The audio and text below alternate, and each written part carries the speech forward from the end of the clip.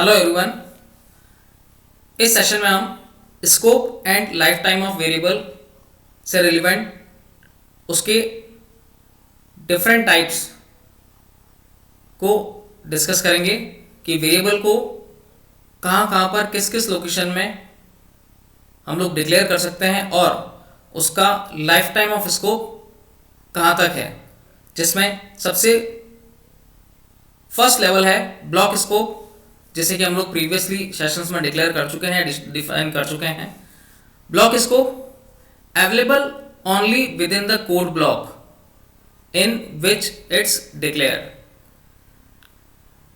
Block scope एक ऐसा block of code है जिसमें कि हम जब वेरिएबल को डिक्लेयर करते हैं तो उस वेरिएबल को उसी with in the block code में ही या ब्लॉक स्कोप में ही उसे यूज किया जा सकता है या एक्सेस किया जा सकता है। The next one is procedure scope available to all code within the procedure in which it's declare. जिस प्रोसीजर के अंदर हम वेरिएबल को डिक्लेयर करेंगे उस पूरे प्रोसीजर में हम उस वेरिएबल को एक्सेस कर सकते हैं। जिस तरह से फर्स्ट वन ब्लॉक स्कोप, जो कि कई तरह से VB.NET प्रोग्रामिंग लैंग्वेज में यूज में लिए जाते हैं, like if end if code. Block scope ये भी एक ब्लॉक स्कोप कोड है, या फिर do loop, it's also an example of block scope code. उसमें जो भी हम वेरिएबल को डिक्लेयर करेंगे उसे उसी ब्लॉक ऑफ कोड में यूज में लिया जा सकता है।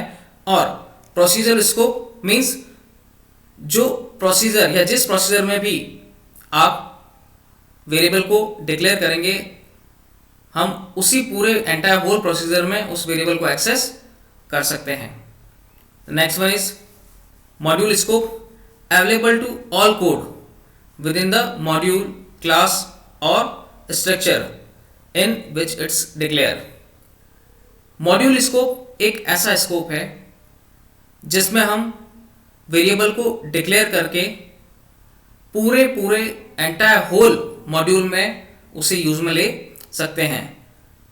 ये वेरिएबल का डिक्लेरेशन किसी मॉड्यूल के अंदर भी हो सकता है, किसी क्लास में भी हम वेरिएबल को डिक्लेयर कर सकते हैं, या किसी स्ट्रक्चर में भी वेरिएबल को डिक्लेयर कर सकते हैं।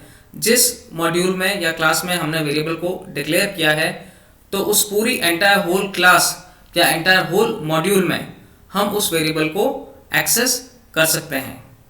Now the last one is namespace scope available to all code in the namespace in which it's declared. जिस नेम स्पेस में उसको डिक्लेयर किया गया है उस नेम स्पेस में हम उसे यूज में ले सकते हैं। So these are the few level of accessing variable according to its availability. Now next slide में हम फर्स्ट ब्लॉक स्कोप को डिस्कस करते हैं कि ब्लॉक स्कोप कोड क्या है, या ब्लॉक स्कोप में वेरिएबल का जो एक्सेसिबिलिटी है वो कहाँ तक होती है।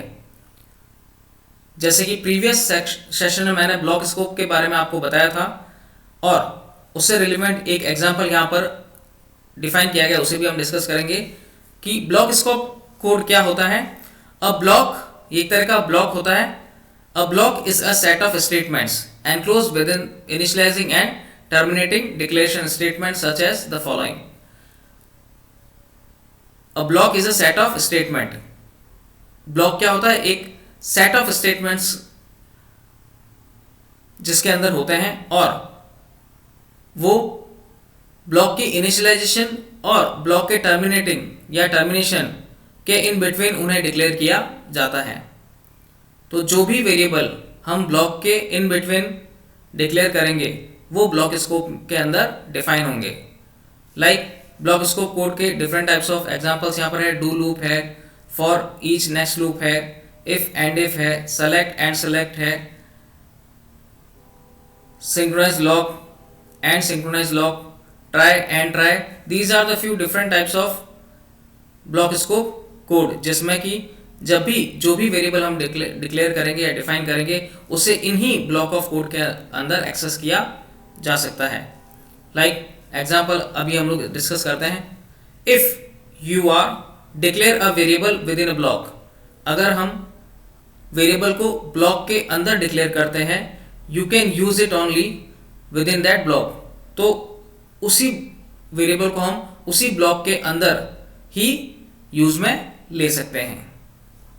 In the following example, the scope of the integer variable cube is the block between if end if. इसमें हमने एक नीचे एग्जाम्पल दिया है जिसमें जो क्यूब वेरिएबल है वो वेरिएबल इफ और एंड इफ के इन बिटवीन डिफाइन नहीं किया है,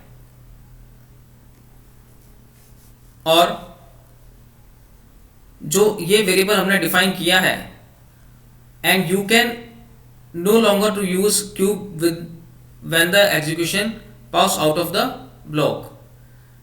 जो इफ और एंड इफ, ये it's a block scope if और एंड इफ, इन दोनों के बीच में जो हमने एक क्यूब वेरिएबल डिफाइन किया है या डिक्लेयर किया है, डिम क्यूब एज इंटीजर, उसे इस इफ और एंड इफ ब्लॉक स्कोप में ही यूज में लिया जा सकता है। अगर इस इफ और एंड इफ के अलावा हम इस क्यूब वेरिएबल को कहीं और इनिशियलाइज करेंगे या यूज में लेंगे तो कंपाइलर जो है वो सिंटैक्स एरर देगा, क्योंकि ये जो डिम कीवर्ड के थ्रू हमने क्यूब वेरिएबल डिफाइन किया है, ये क्यूब वेरिएबल जो कि इंटीजर टाइप का है, उसका जो स्कोप है वो इस इफ और एंड इफ के इन बिटवीन ही होगा। इसके बाहर अगर हम इस क्यूब वेरिएबल को यूज में लेंगे तो वो एरर जनरेट करेगा। So it's an example of block scope code, जहां पर कि वेरिएबल जिस ब्लॉक स्कोप में डिफाइन किया गया या डिक्लेयर किया गया उसे इन बिटवीन उसी ब्लॉक स्कोप में हम यूज में ले सकते हैं। उसके बाहर अगर हम उसे यूज में लेंगे तो कंपाइलर एरर जनरेट करेगा।